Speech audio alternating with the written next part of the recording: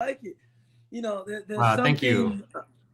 there's something about hair now that I don't have it that always produces very intense longing for me. You know,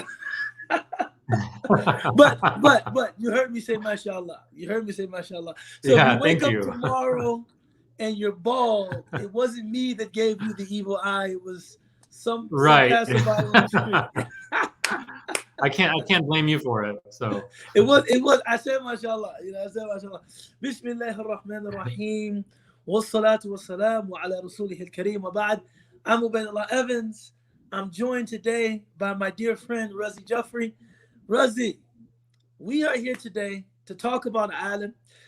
Everyone knows that it's Giving Tuesday, but we think that rather than getting on and listing the courses that we teach and enumerating all of the benefits of our programming, we thought it best just to give people access to some of the people that have been associated with ALIM, that have gone through the ALIM program, that are really doing interesting things, man, making interesting contributions to the Muslim community, to the greater community, to the world at large. So what have you been up to, my friend? Oh my goodness. When we were setting this up, Shireen had asked me what year I attended ALIM, and I had to think for a second, and I believe it was 2003. So I attended ALIM 18 years ago.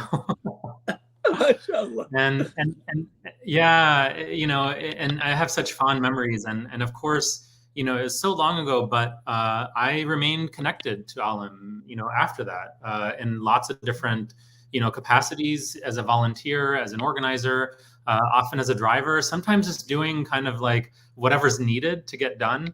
I was available, and yeah, I've just organized a few things, and so in terms of my own trajectory, I graduated from undergrad in 2005, Okay. and I sort of had a very conventional professional life. I was an engineer for 10 years, but a lot of the experiences I had at ALIM ended up having a major impact on me. They really seeded like a desire to do meaningful work in the world. And that never went away. So it always felt kind of incongruent sitting in an office in corporate America, while having all these like longings and feelings and desires to like, hope that my work would have an impact, on the world. And so, I went through a divorce in 2015. And after that, I decided to hit the reset button on my life and kind of start a lot of things all over again. I started taking my mental MashaAllah. health more seriously. Yeah, and so a MashaAllah. lot of that was also deciding what to do with my career. And so I left engineering, I left corporate America, and I decided to become a storyteller, a documentary photographer and filmmaker. And so, fast forward a year later, I started working on my first film, which is called Hamtramck USA. It premiered at the South by Southwest Film Festival in 2020. Yeah, Um, I remember when you were you're in the initial planning phase of that film. yes, So exactly. alhamdulillah, it sounds as though it materialized. It materialized, yeah, and then it ended up being broadcast on PBS, on America Reframed, in May of 2021. So this was a couple of months ago. And then, yeah, since then I've been working on several other film projects. Working on a military documentary following the story of three Muslim chaplains, Khalid Shabazz, Saliha Jabin, and Rafael Lantigua, who are all chaplains in the military. And so we've been following their story. And so that's a film that I'm hoping to finish next year. I was a part of the Sundance Producing Lab this summer for that project. And so the Producing Lab and the Fellowship. So I'm part of the Sundance Documentary Producing Fellowship this year with that project. Next year, inshallah, Rafael is going to Hajj, so I will be going with him to film that. It's been MashaAllah. complicated getting the permission. Yeah. Oh So yeah, I've been wow. real busy with projects. So this is what I mean. This is what our work is all about. In a very real sense. I mean, this is not pre-rehearsed. This is completely genuine. I love to see Muslims taking art and culture seriously, and I know that some people think that Islam and a serious engagement with art is like an anathema or something unimaginable to some people. But to see someone like yourself, you know, you've gone through, you know, the ALIM study intensive, you've, you know, had a good relationship with the Muslim community, you know, you do practice Islam, and you are a filmmaker. Yeah. In what, I mean, like, I guess I'm asking, you know, how do you understand your profession or your passion, your craft, in connection with kind of Islam, Muslims in America? You know, is there? I mean, sometimes, I mean, we don't have to. If there is no connection, then there is no connection. But I get the sense that you came on this call because there is a connection. You know what I'm Of saying? course, yeah. You know, and I think like I look back and often, you know, I'm also in graduate school right now. I'm getting my MFA at the University of Michigan, and you know, MashaAllah. we Whoa. take coursework in critical theory and research methods. And I remember thinking last year, which was my first year, that I was so glad that I participated in ALIM, because it gave me such a strong foundation to approach critical theory and to approach you know, research methods as well. And a lot of the things that we discussed in ALIM ended up giving me a framework for how to approach you know, different ideas that exist in the world, you know, and ideas that are both critical and affirming of your, you know. And so that was a huge grounding, you know. And I particularly am grateful for, you know, Imam Munir, Sheikh Ali, and Dr. Jackson, and the time that they put in and the lessons that we took from those courses. And you know, at the time, it's really launched an interest for me in the Islamic intellectual traditions, and a lot of the theories that Dr. Jackson was developing. You know, I could pull from the well of knowledge that was created for the ALIM community to participate in discussions, to write papers, but then also creatively, it's informed so much of my work. And you brought up this really interesting point of like, some people see this as like a huge kind of separation between, you know, arts and culture and your Muslim life and identity as a practicing Muslim. I don't see any kind of separation, you know, between I that. I don't think either. for me, yeah, for me, you know, I feel like I'm living my values, and in fact, in many ways, I think I'm a better Muslim because I'm not anchored or burdened with the angst of a sort of crisis of consciousness and a crisis of identity, of going to work every day in a job that I hate, you know. And I think that there's a lot of spiritual diseases that come with this kind of life, and we know that there's a lot of spiritual and ethical and moral complications. You know, we all have different views in how we approach our professional life and how we approach work, but particularly with capitalism, you know. And so I felt a lot of incongruencies for myself, particularly because I did believe certain things about the world. And I did believe those things due to the fact that I am a Muslim, you know? And so for me, you know, I needed to pursue a vocation that was more aligned with my values, not only as a Muslim, but as a human being. Beautiful. No, I think, I mean, even though it sounds as though your focus is documentary filmmaking, there's still, I mean, one thing that I think people that read scripture, people that believe in revealed religion, never doubt or question the power of storytelling. I mean, you know, we don't doubt the power of narrative, right? That storytelling and narrative have an undeniable power.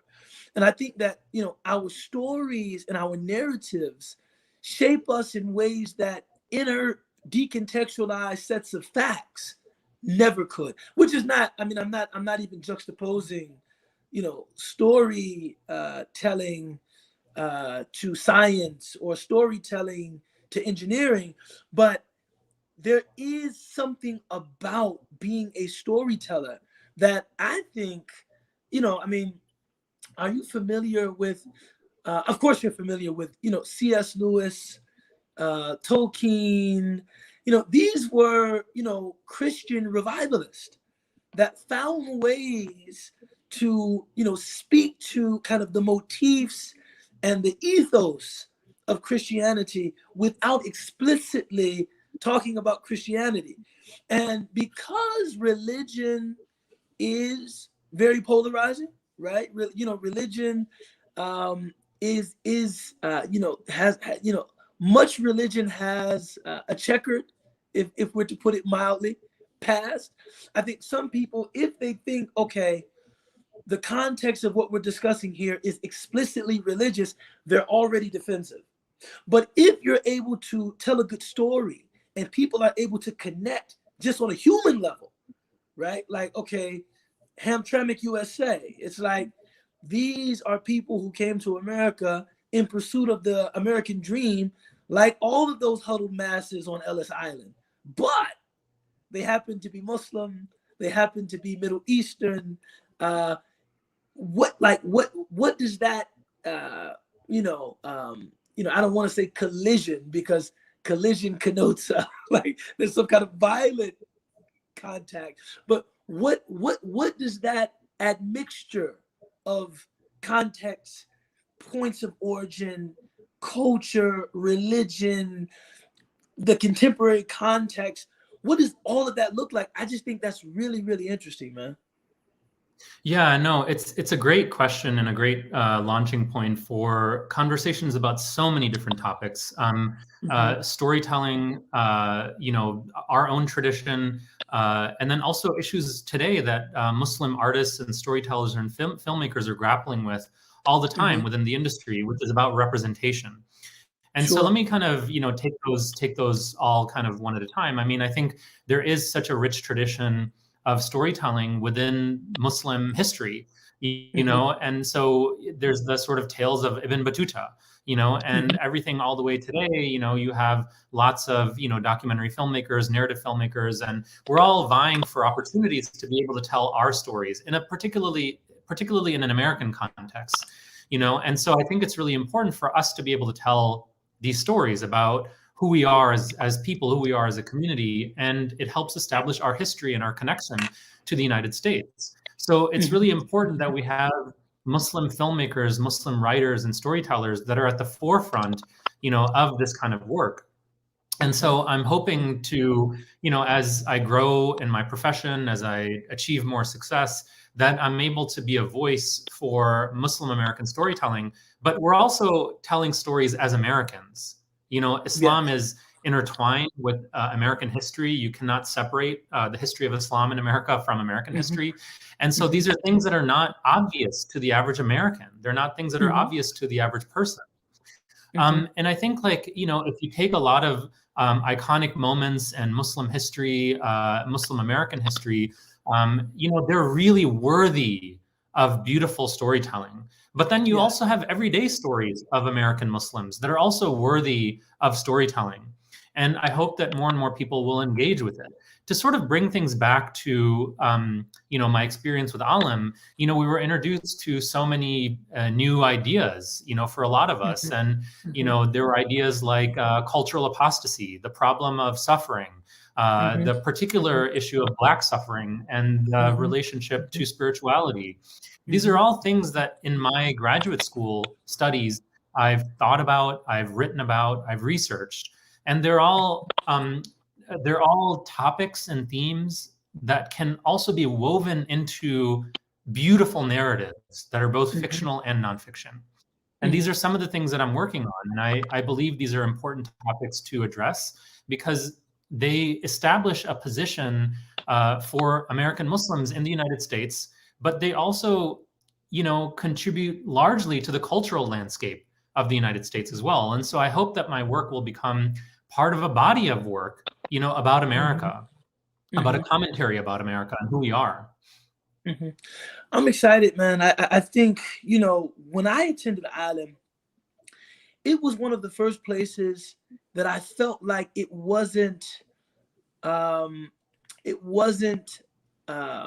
wrong to think critically. It wasn't, at ALIM, it was, I was accustomed actually before I came to ALIM, and you were a volunteer when I came to ALIM. That's, you dated yourself. I'm not going to date myself, but, right.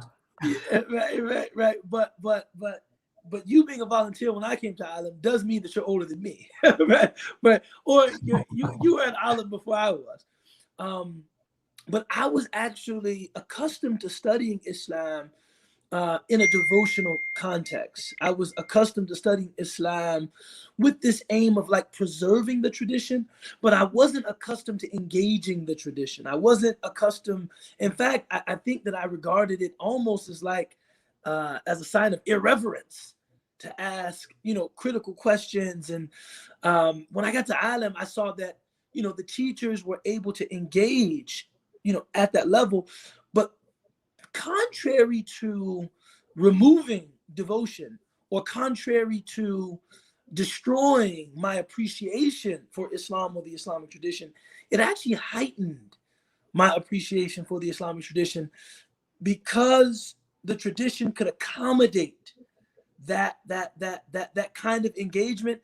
And although we might not arrive at definitive answers for everything, it kind of contextualized the process of asking the questions, meaning like this is a part of devotion, right? This, and I think that for you as an artist, I can imagine that kind of framing for a religious storyteller, a religious filmmaker, a religious artist is very empowering. Because if you think religion is this box, and if you step outside of this box, you're out, that I imagine might seem very limiting. But when one understands that, no, asking compelling questions, in fact, maybe being pushed to a place of indeterminacy, like, I don't know. That's, that is what made our tradition great, that people were willing to ask those things. They were willing to go to those places. And I think that, when we are willing to do that, there is a great deal that we can illuminate, about the human condition. So, Razi, man, I'm excited.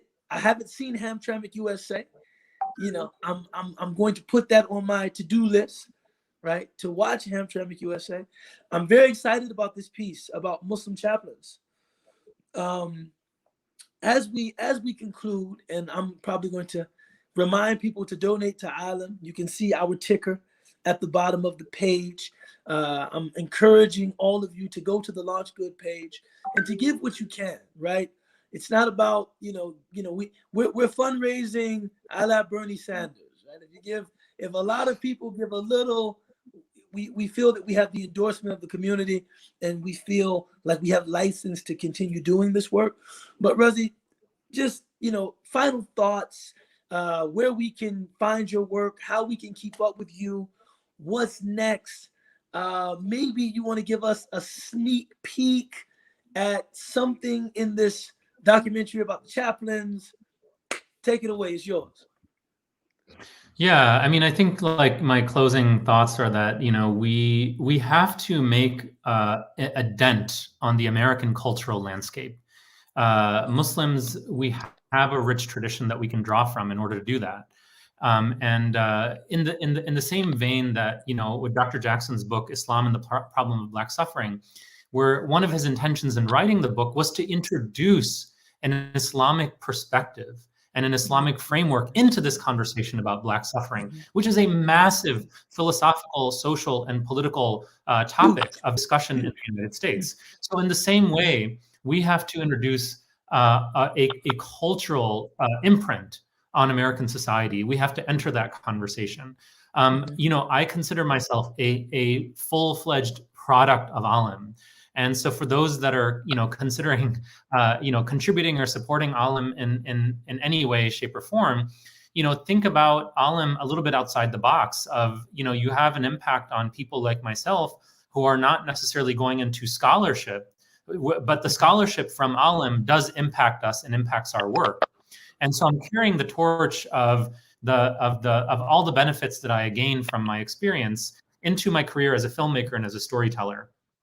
And yes, I mean, I have, many, projects in the works, and I'm hoping to finish this film, next year.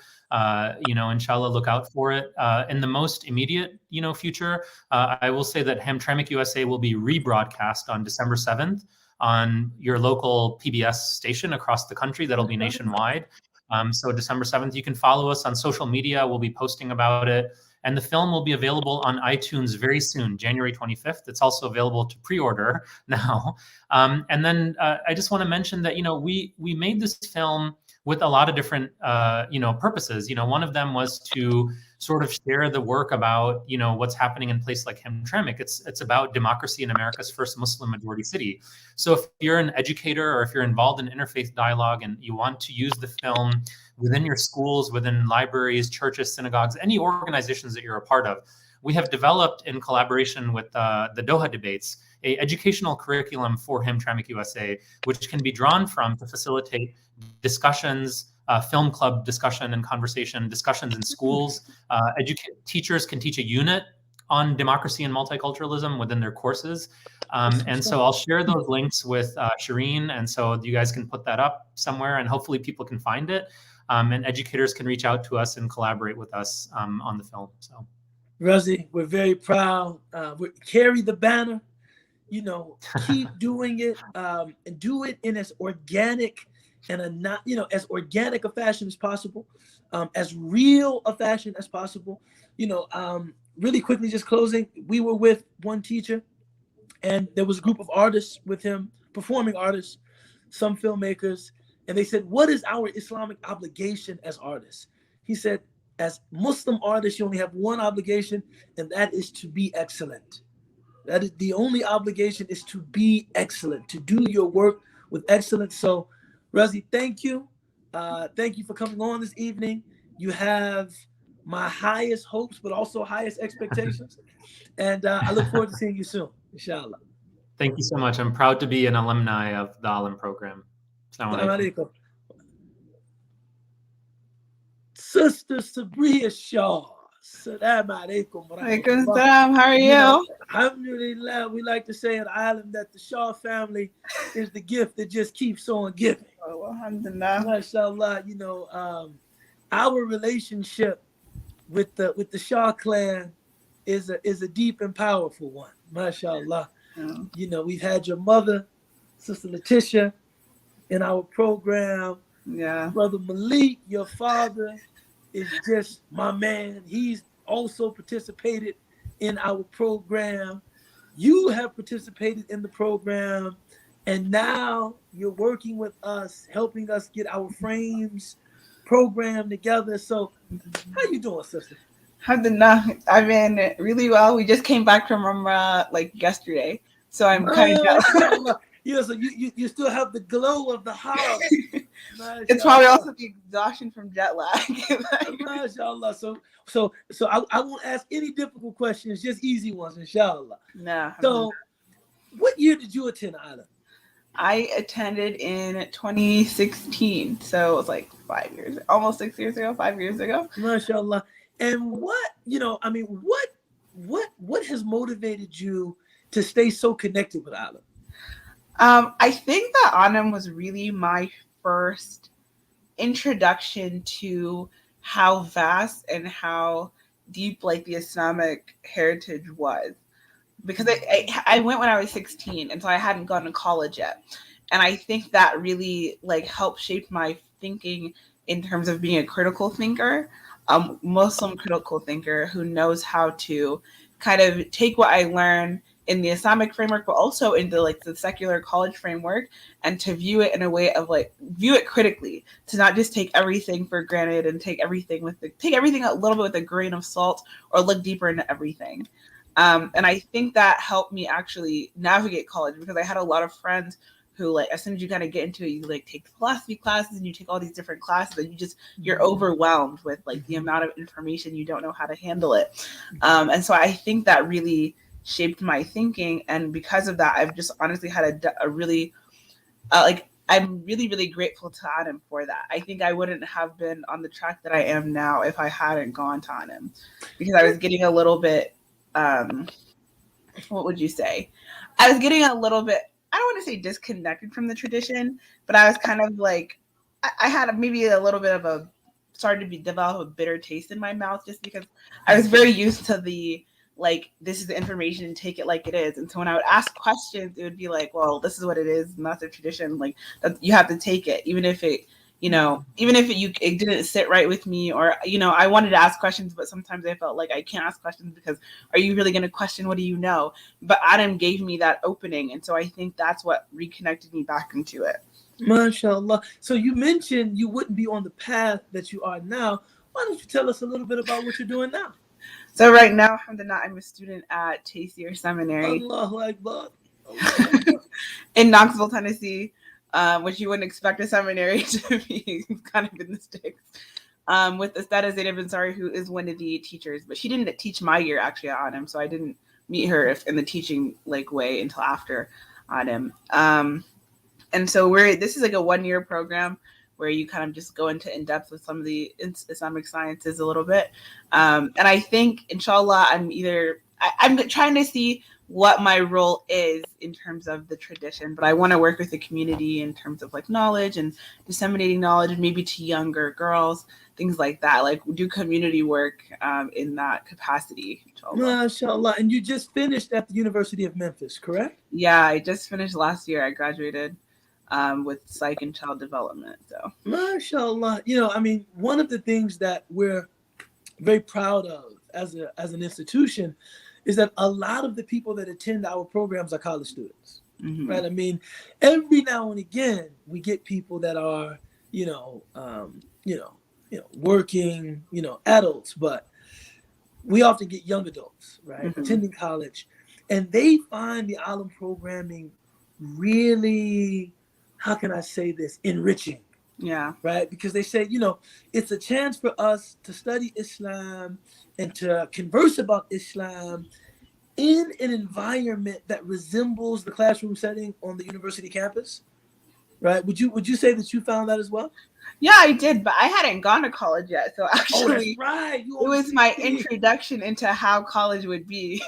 MashaAllah. No, so you got a good foundation. Right? I got a good foundation, which I think really, really helped me, because I think that going into the college setting, I was also homeschooled before. So, and I loved it, but there were things like in terms of like discussion and things like that I didn't have as much of an experience with before.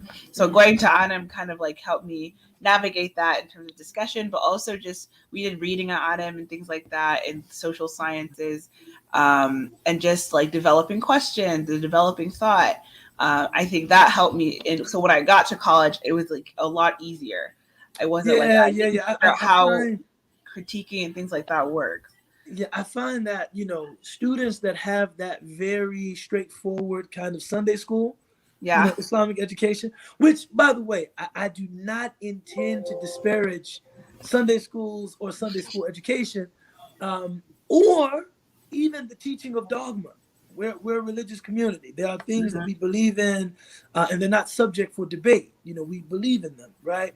So I'm not, but if the only Islamic education you have is just a very didactic, very dogmatic, very Sunday school kind of Islamic education, when you arrive at college and people are asking questions about everything, that can be a little intimidating. That can be a little daunting, and some people do in fact lose their iman. Yeah. So we're glad that didn't happen. Now, this is something that you probably won't mind talking about, but if you do mind talking about it, just tell me. I don't want to talk about that in the school. Okay. At Adam, we have consistently worked to make sure that our programming is accessible to the Muslim community broadly. There's I still feel, and I'm saying this as, the resident scholar here at ALIM, I still feel like women have always been well represented in our programs, but Black people, underrepresented, Black women, underrepresented, at our programs. As, a student, a Black woman, went through the ALIM program, did you feel that it spoke to your experience? I definitely did. I actually think that was probably one of the first times where I was in an Islamic setting where we were actually talking about those things. And I think that's what helped. I think I felt comfortable being there as a Black Muslim woman. But also you're seeing teachers, some of them being Black Muslim women, some of them just being Black Muslims in general, but you're also just seeing people who aren't even Black Muslims feel comfortable talking about those things. But as a class, we were able to talk about, sometimes honestly it got like really raw, it got uncomfortable, but we were able to talk about like issues of like race and gender and things like that. And I think that is probably one of the most beneficial things that we got out of it. I remember talking to, one thing I always say about ALIM is that like you're gonna meet basically every type of Muslim that you can come across, at least in my experience. And sometimes you're just not gonna get along with those people. I remember very vividly in my year, one of the students like turns to us and she's like, yeah, so I was one of the people who like fought to uphold the niqab ban in France. And I remember just being like, where am I? Like,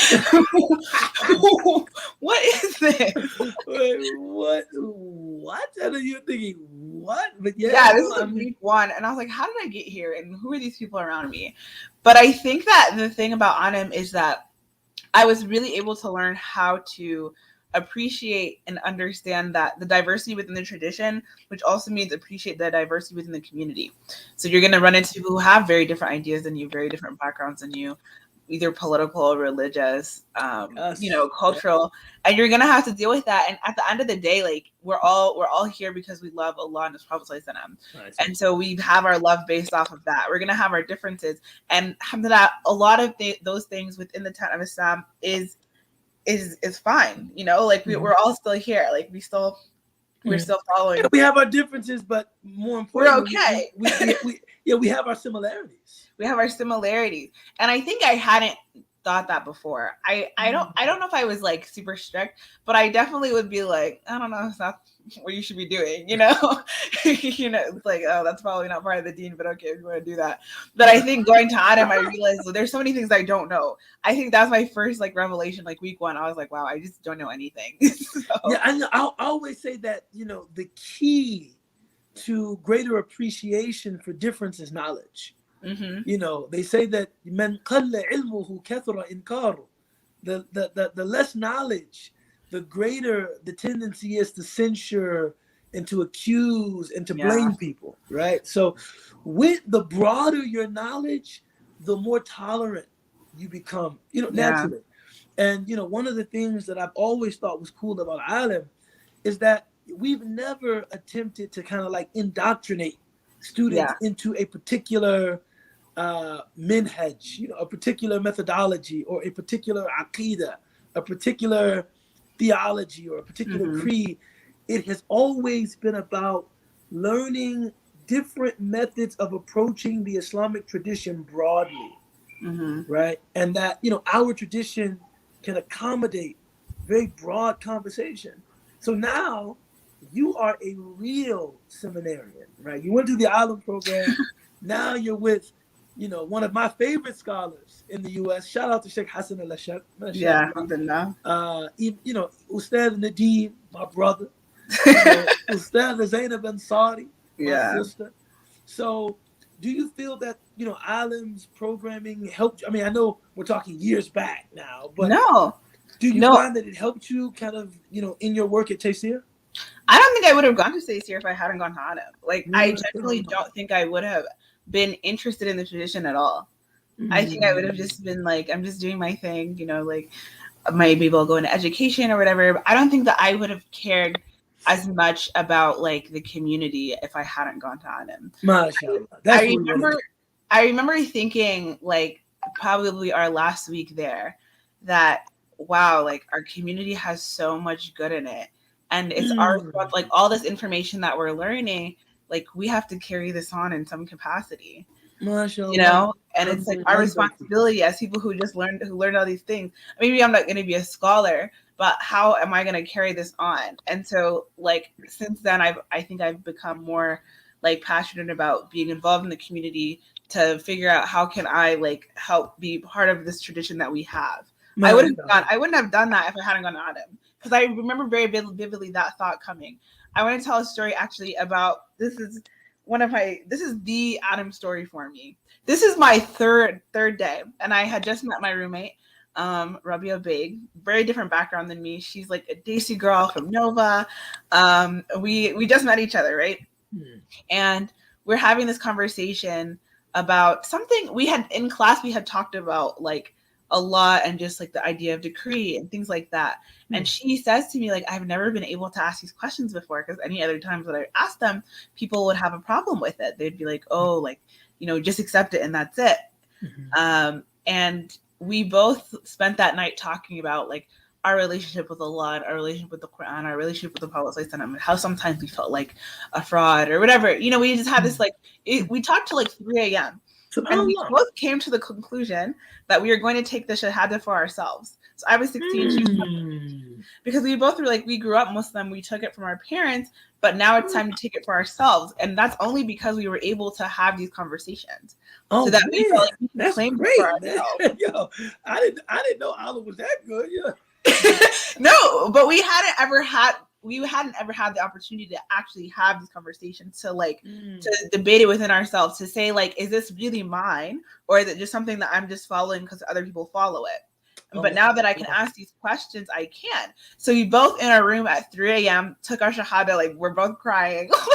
And then we get locked out of our room and we're stuck in the hallway the rest of the night. What a beautiful story. I mean, I think, you know, good education always stimulates curiosity.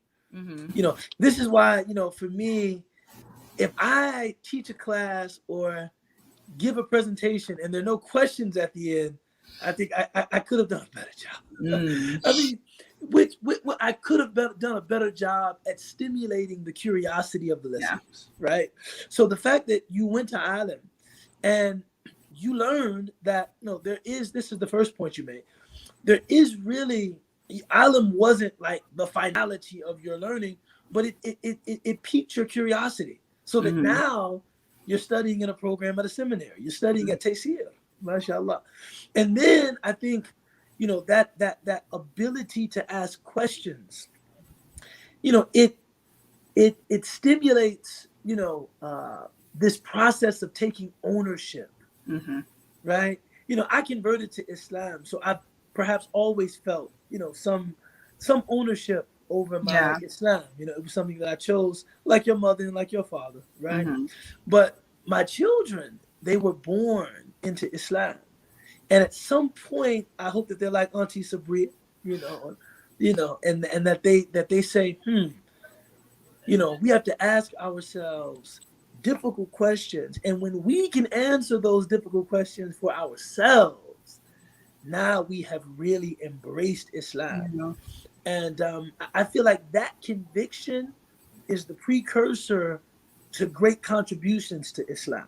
I don't, you know, a person that is just kind of clinging on to Islam because it's a source of cultural familiarity, or clinging on to Islam because it's, you know, because I guess they don't know anything else, but again, cultural familiarity.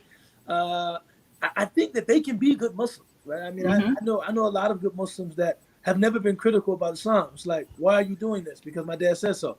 And they're great, you know, and they're great Muslims. But I don't think those will be the Muslims that make a great contribution to Islam, make a contribution to Islam in America. So I'm very excited to see what happens from here. And I know that you're kind of narrowing down the role you plan on playing in the community. But if I'm being honest with you, I see chaplaincy. Just listening to you, knowing your personal history, and just what I see for your trajectory, I see chaplaincy. Right? I see chaplaincy. And I also see you smiling when I say that. Yeah, I think about it a lot. I'm like, I think that might be the route to go. Yeah, I see chaplaincy. And I mean, so again, this is Giving Tuesday. I said that, you know, after Mother's Day, Giving Tuesday has to be the most Islamic day in the year. On the American social calendar. Look at that. We're encouraging people to go to our Launch Good page and to make a donation to support ALIM. You know, I mean, we just heard from a filmmaker. Now we're hearing from a seminarian. That's rare, folks.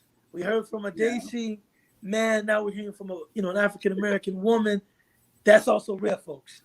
Right. So, you know, our programming has been broad in its relevance, broad in its reach, but the gems that we produce, mashallah, we believe that there's a commonality. So, Sister Sabria, any last words, any last ideas, thoughts that you'd like to share with us?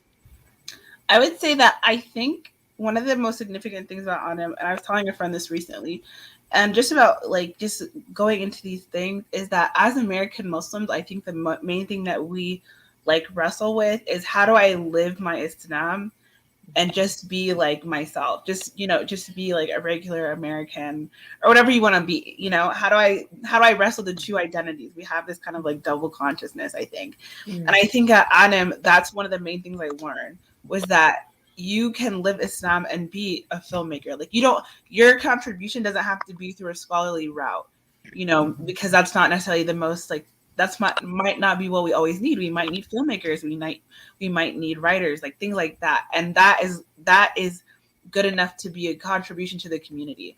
So I think as American Muslims, I think we have to support this because I think our community is a little bit at a crossroads of where we're going to head.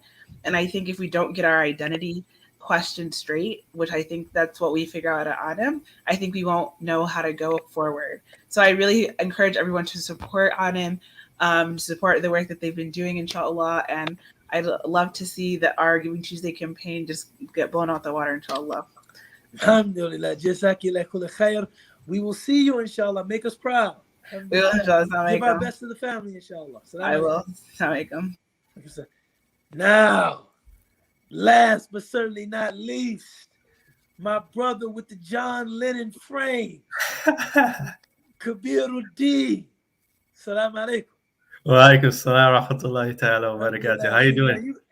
Man, you look like a portrait of Muslim fresh, man. I'm talking about that hood tied like that, those frames, Allah Akbar. that kufi, the beard hit like that. Come on, man. You killing them, man. What do you do? Stop it. Stop it. Go easy on. Masha, how you been, man? Alhamdulillah, I can't complain. I've been very good. Alhamdulillah. Alhamdulillah. So you are a member of the most recent ALIM class. We had you this summer. So, you get to talk about ALIM after we've spent 20 years of working out the kinks and perfecting our course offerings. And what was your impression of the program, man? What'd you think? Yeah, I mean, alhamdulillah, first and foremost, bismillah ar-Rahman ar-Rahim, alhamdulillahi rabbil alameen, wa salatu wa salamu ala rasul al-kareem wa ala alihi wa sahbihi ajma'in. So ALIM, wallahi al-azim, was an amazing experience for me. And I don't think necessarily at the time I really appreciated it to be as such, but I think upon returning home, I realized just how much more I think the experience really did affect me in a lot of different beneficial ways. And I would say that one thing ALIM did for me that I haven't found necessarily in other programs that I've been to or other seminaries and things like this is the absolute, condoning of you questioning yourself, others in the room. The why question is wanted in that space. And I think that's very unique about ALIM. In the sense that maybe in other spaces, it might be more sami'na wa ta'na, like you hear and you kind of just obey and you just kind of don't necessarily take that next step to critically analyze maybe the why as to where that opinion is coming from or why that is the case or why is that the reality. But I think ALIM is a place where that question is wanted and oftentimes it's garnered to the conversation, to the discussion amongst the people that are there, and it's a space where everyone is kind of known that they're coming in to do that thing, to question themselves, to critically analyze. And so I do think that ALIM was a very beneficial program for me, and I think I grew a lot as a result. MashaAllah, man, that's fantastic. I remember during the program you were like the only cat holding it down for married brothers, because you were married when you attended. I don't think anybody else was. So, pulling away for that 3 weeks, that was like 3 weeks of your summer, which, whether you are a student or working, that's a significant time. But I think you feel like it was worth it. I mean, when I left, I think that was one thing actually that made me question, did I really make the right decision by coming here, being away 3 weeks? Like, those questions did absolutely come into my head. And I think making that decision, whether you're a student or like full-time working or just married and whatever it might be, 3 weeks it's an investment. It's an investment in your deen. It's an investment in yourself, even for your family and your wife and your kids and the future generations of people. Like even before I came to ALIM, I was like involved in my masajid and like as a youth mentor and so on. And in those capacities, you're looked at as like a leader, as a role model, but sometimes you might not be fit for that role, or you might be pushed into a role maybe a little bit quicker than you may have anticipated, and people might perceive you in a type of way, and all of a sudden now you're asked certain questions of it you might not know how to answer, that it might shake you, and it might make you question, am I even fit for this role? And so many of those questions, I think, make you doubt yourself and your identity as a Muslim. But the more I think that you question yourself and you come to your own understanding, you become more confident in that. And I think that describes me as a whole, like as a person as well. Like I was born Muslim, alhamdulillah.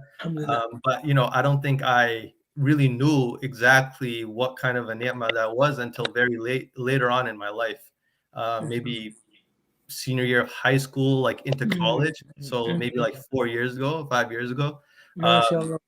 I don't think I really knew what being a Muslim really meant, or why this religion is so beautiful. But I always knew those basic things about Islam. But when I came to my own understanding as to why I believe, why I do certain things, like why this faith is so beautiful, now you have a connection that's completely unbreakable. Whereas before, maybe your connection to the deen was your mom and dad are Muslim, and everyone in your community is Muslim, and your whole family's been Muslim. Kabir, wallahi, akhi, man, this is something I think people miss about the Sahaba, radiallahu anhum jami'an, about the companions of the Prophet ﷺ. They were essentially a community of converts, right? They were, much of that community, especially the early members of the community, they did not, they were not born into, they did not inherit the Islamic tradition. It was something that they were uniquely and individually convinced of. And I always say that, that is kind of, that is how conviction is developed, right? If you don't ask critical questions and you are not individually convinced by way of either experience or, logical proofs or rational proofs, but you have to individually be convinced of something to have conviction. And only an individual with conviction can really begin to make moves, to really influence and do great things, aided by their conviction. So whenever we can get brothers like you, sisters that have a similar background into the program, get them into kind of formulating their own relationships with Islam, right? We always think that this is a net positive, man. We always think this is a beautiful thing. Most definitely. And I think for me, like even when I think about certain aspects of my life that were like life-changing for me, they weren't necessarily like, the most anticipated moments of my life either. Sometimes the most life-changing things just happen kind of randomly or at a spur of the moment. And applying for ALIM was one of those things for me, to be honest. It wasn't something I planned. It was maybe like a week before, 2 weeks before. Like I was probably one of the last people, you're going to be next Shireen maybe. One of the last people to maybe put in my deposit and so on. Like it was very much like a, should I do this sort of thing? And, Bismillah, I just went for it. And I think in the moment, I may have been like, I want to get a certain experience out of coming here. I have a certain vision of what I'm going to get out of ALIM. But when I arrived, I realized quickly that was not the case, right? That my experience wasn't necessarily what I came into the program with. That, what I expected necessarily maybe to get from the program was, what I got was far different, but beneficial in a different way. And, I think coming back, I appreciated that a lot more. Like, one thing, for example, that I learned after coming back from Ireland was I have literally zero emotional intelligence, like none. And one of the things that made me realize that, you and me both. one of the things that made me realize that was, thinking back to the Sunnah of the Prophet ﷺ and how he was with people, it's very important to look at his seerah in that lens, that he talked to every single person at their level, right? And he would talk to people in a way that they would understand, at their quote unquote language, at their balance, at where they are in their deen. That not everyone is an awliya of Allah and prays the night prayer and does all their 5 prayers, right? But when they approach you with a question, right, you have to treat them and meet them at their level in order to get to them and get that information in their head. And when I came to ALIM, I was very much convinced of certain things in my deen. It was like, you can't not convince me of this. Like, this is I'm convinced of this opinion. I'm convinced of, this way of doing things and so on. And then you come to ALIM and someone maybe, critically analyzes your point or your perspective. And the way you respond says a lot about your emotional intelligence, that someone else might not come to that perspective with the same iman, the same background that you're coming with. But if you respond in a way that maybe makes them like, wait, why is he maybe disrespecting me or talking? Hold that point 1 second. Speaking of emotional intelligence, my son is out here going crazy. Just give me 1 second. I'm coming right back. No problem. Little boy.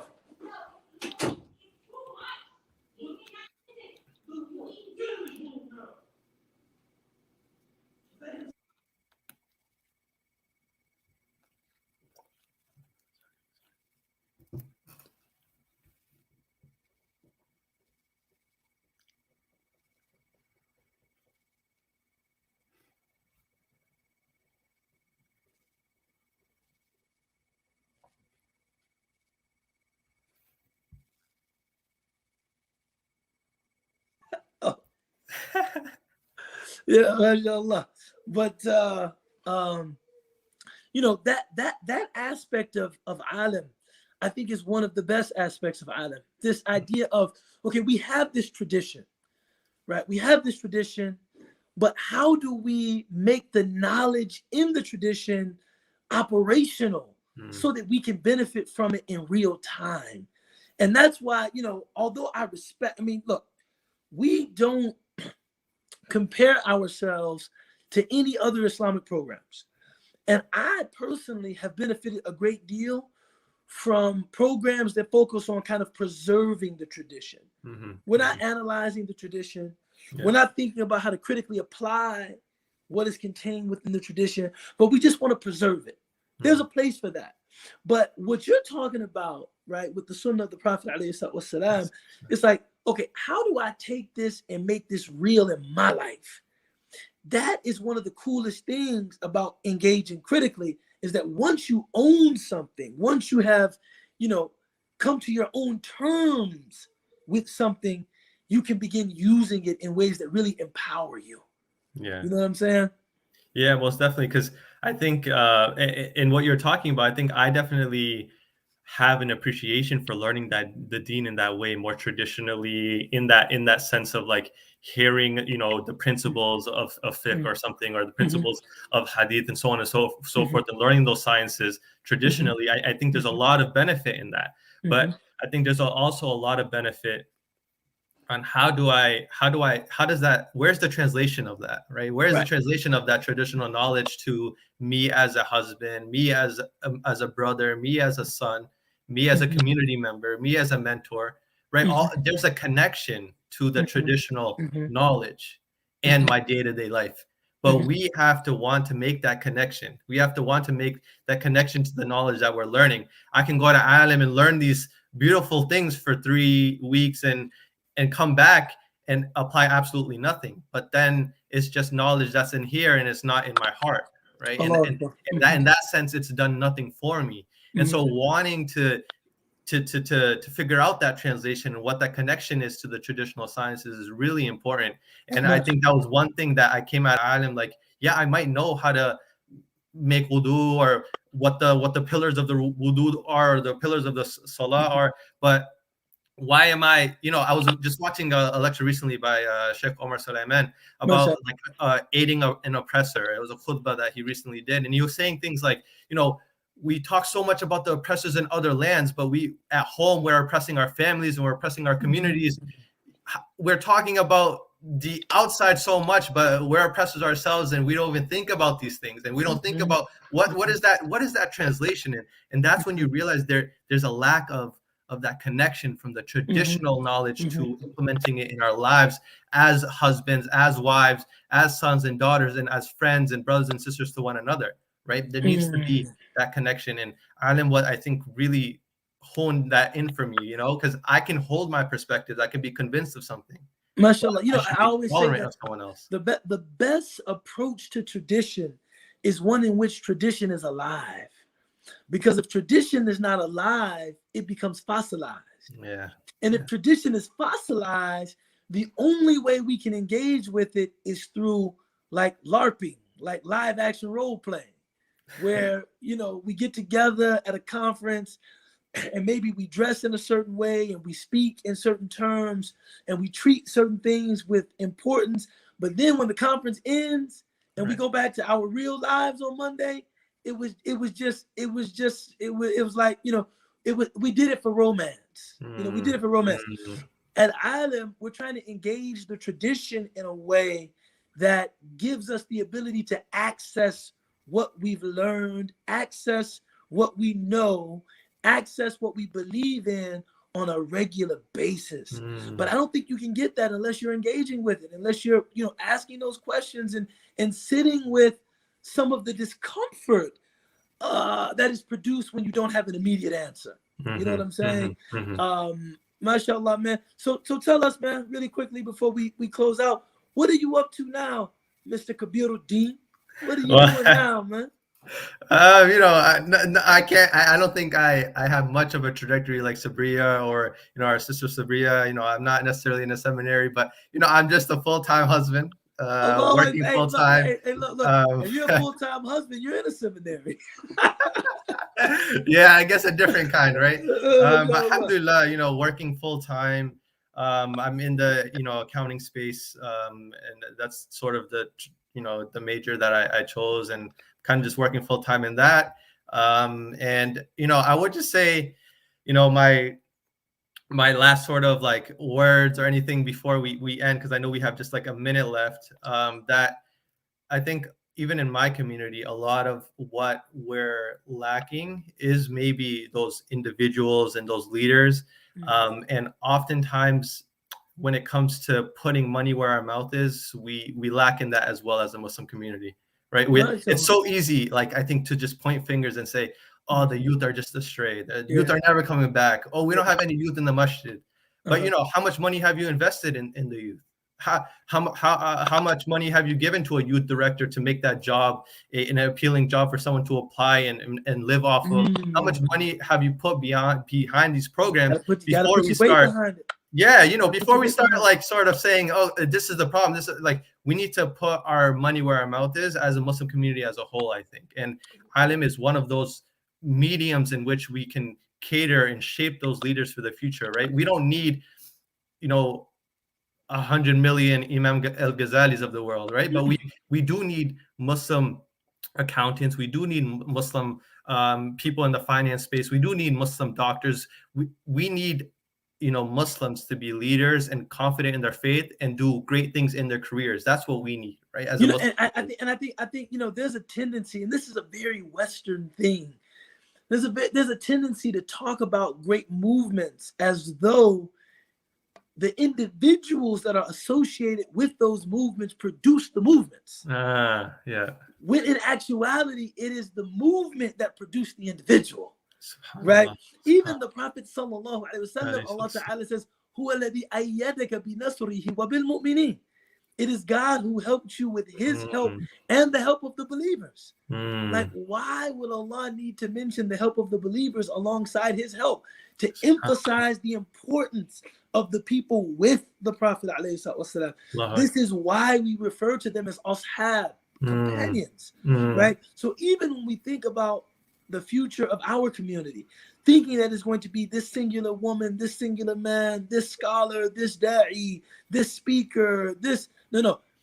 Our community will only be as strong as that accountant, that person in the finance space, that person in the laborer, that person working in medicine, that entrepreneur, that stay-at-home mom raising her children, that soccer mom. That our community will only be strong when those individuals have a strong connection to our tradition, and those individuals are being informed by our tradition. So even though our name is ALIM, we don't actually aspire to produce ulama. What we're trying to produce is Kabir al-Din. Better than me. Full-time husbands that, work in their respective fields of endeavor, right? You mentioned accounting, that have a deep regard for the Islamic tradition and are being shaped by the Islamic tradition. So again, it's Giving Tuesday, right? The single most Islamic day on the American social calendar, after Mother's Day, maybe.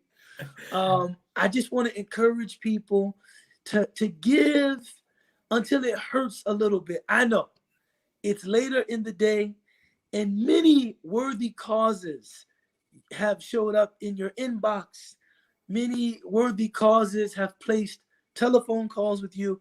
We're asking if you can remember ALIM in your giving a little bit. You will not taste righteousness until you give of what you love. It is a tremendous ask, but the reward is also tremendous. The Prophet ﷺ said, "Al-mal la yanqus min as-sadaqa," that wealth is never decreased from giving. So your charitable giving is in actual effect a safeguard for what God has given you. And he also said, "As-sadaqa burhan."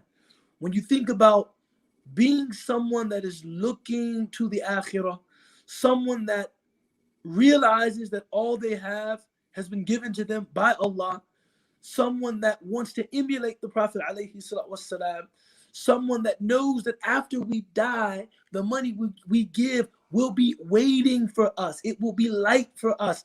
It's a burhan. It's a proof of all of those things. So I'm just encouraging, right? The link is there. You see the ticker. The link is there. Support ALIM. It's the hashtag Giving Tuesday at launchgood.com.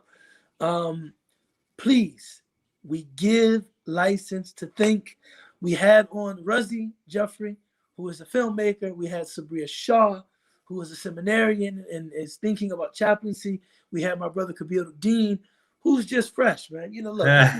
The accounting, that's one thing. Okay, the full-time husband, that's another thing. But I mean, look at these glasses, man. Look at this beard, man. Come on, man. This is what I do. What do I do for Islam in America? I'm fresh. That's what I do. Alhamdulillah. It was a great pleasure to have you on. Please, man, everybody who is able to tune in tonight, please reach out to your communities and just encourage them to remember ALIM, whether institutionally or individuals within the community, in their giving. Jazakumullahu khair. Wassalamu alaikum wa rahmatullah. سبحان الله وبحمده سبحان الله العظيم سبحان رب العزة عما يصفون وسلام على المرسلين والحمد لله رب العالمين. السلام عليكم. وعليكم السلام.